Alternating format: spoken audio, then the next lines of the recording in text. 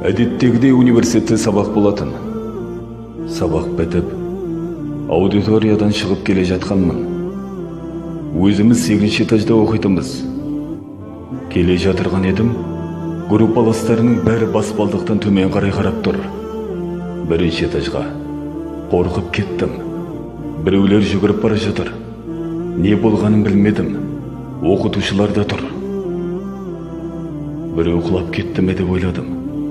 Сұрап білсем, группалас құрбының ұялы телефоны қолынан жерге түсіп кетіпті. Уф, дедім. Аллаға шүкір, біреу құлап қалды ма деп ойлағанмын. Кейін бәріміз бір аудиторияға келіп отырдық. Жаңағы қыз артынан келді. Келді де жылады.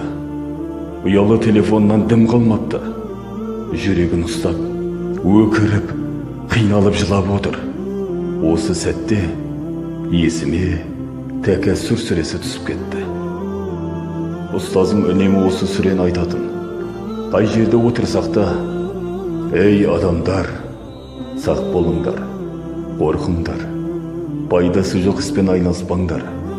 Әйтпесе, құлшылығын ұмытқан адамның залалын көрсетеді. Тәкәссүр сүресі 3-ші аят. Үнемі есімізге салатын. Қыздарым, өмірдің қызылда жасылдары сендерді құлшылық етуден алыстатпасын. Дүниеге берілуден сақтаныңдар. Сақ болыңдар, дейтін. Үндемей тұрып қалдым. Іштей қынжылдым. Жүрегім ауырып кетті. Ол қыз қысқа киініп жүрмін. Орамал тақпай жүрмін. Намаз оқымадым. Аллаға бір ретте болсын қол жайып дұға етпедім. Алланың барлық парыз еткенін орындамадым. Тыйғаннан тыйылмадым деп емес, ұялы телефонымды сындырып алдым деп қиналып жылап отыр. Бұл сәтке қарай алмай, мен де бұрылып шығып кеттім. Шынымен де не болып жатырмыз?